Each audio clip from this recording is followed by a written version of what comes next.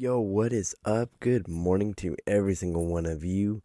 That's a little couple of days late, but Merry Christmas to you guys. I told you guys that I would be reading you a Christmas story for this year, just like last year. And the story that I chose for this year is How the Grinch Stole Christmas. So, pause this video a little bit, go make yourself a cup of coffee, get yourself some hot chocolate, gather around the fire with your family, and just sit back and enjoy as I read you this Christmas story. All right, without further ado, here we go. Every Who down in Whoville liked Christmas a lot, but the Grinch, who lived just north of Whoville, did not. The Grinch hated Christmas, the whole Christmas season. Now, please don't ask why. No one quite knows the reason. It could be his head was screwed on just right. It could be perhaps that his shoes were just too tight. But I think that the most likely reason of all may have been that his heart was 2 sizes too small.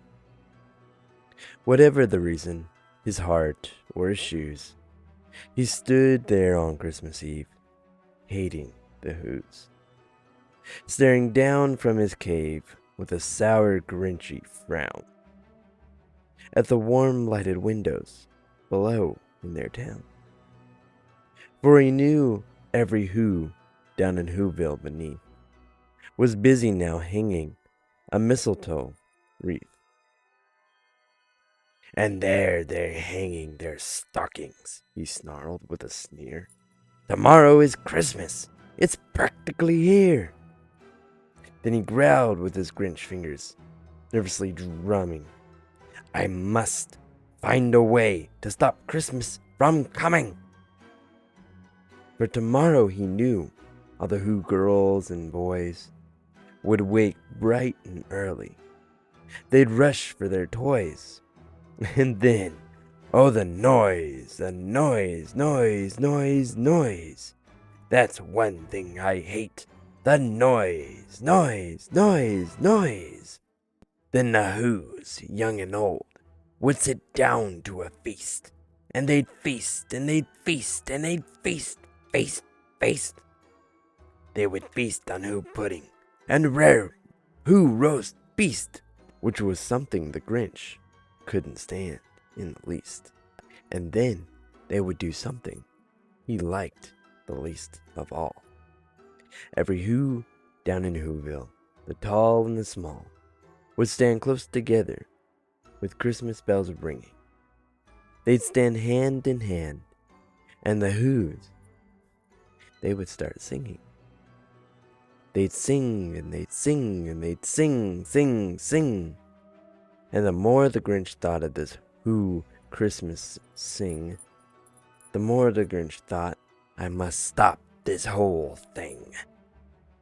Why, for 53 years I put up with it now. I must stop this Christmas from coming, but how? Then he got an idea, an awful idea. The Grinch got a wonderful, awful idea. I know just what to do. The Grinch laughed in his throat, and he made a quick Santa Claus hat and a coat. And he chuckled and chuckled. What a great Grinchy trick. With this coat and this hat, I look just like Saint Nick. All I need is a reindeer. The Grinch looked around, but since reindeer are scarce, there was none to be found. Did that stop the old Grinch? No. The Grinch simply said, if I can't find a reindeer, I'll make one instead. So he called his dog Max. Then he took some red thread, and he tied a big horn on top of his head.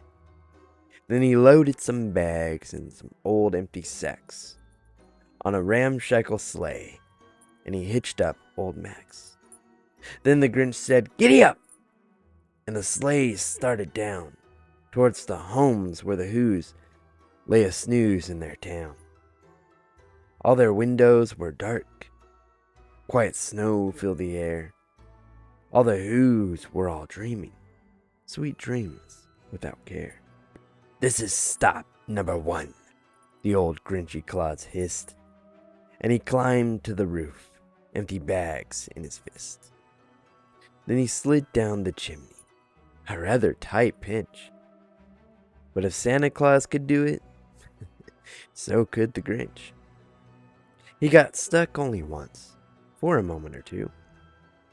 Then he stuck his head out of the fireplace flue, where the little Who stockings all hung in a row.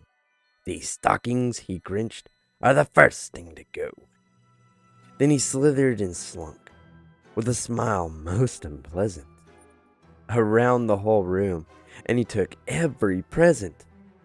Pop guns and bicycles, roller skates and drums, checkerboards, tricycles, popcorns and plums, and he stuffed them in a bag.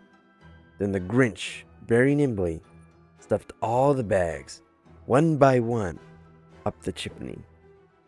Then he slunk to the icebox. He took the Who's feast. He took the Who pudding. He took the roast beast. He cleaned out the icebox as quick as a flash. Why, that Grinch even took their last can of Who hash. Then he stuffed all the food up the chimney with glee. "And now," grinned the Grinch, "I will stuff up the tree." And the Grinch grabbed the tree, and he started to shove, when he heard a small sound, like the coo of a dove. He turned around fast, and he saw a small Who. Little Cindy Lou who was no more than 2. The Grinch had been caught by this tiny Who daughter, who'd got out of bed for a cup of cold water. She stared at the Grinch and said, "Santa Claus, why? Why are you taking our Christmas tree? Why?" But you know, that old Grinch was so smart and so slick, he thought up a lie, and he thought it up quick. "Why, my sweet little tot," the fake Santa Claus lied, "there's a light on this tree that won't light on one side. So I'm taking it home to my workshop, my dear. I'll fix it up there, and I'll bring it back here." And his fib fooled the child. Then he patted her head, and he got her a drink, and he sent her to bed. And when Cindy Lou Who went to bed with her cup, he went to the chimney, and he stuffed the tree up. Then the last thing he took was a log for their fire, and he went up the chimney himself, the old liar. On their wall was left nothing but hooks and some wire, and the one speck of food that he left in the house was a crumb. It was even too small for a mouse. Then he did the same thing to the other Who's house, leaving crumbs much too small for the other Who's mouse. It was 1/4 dawn.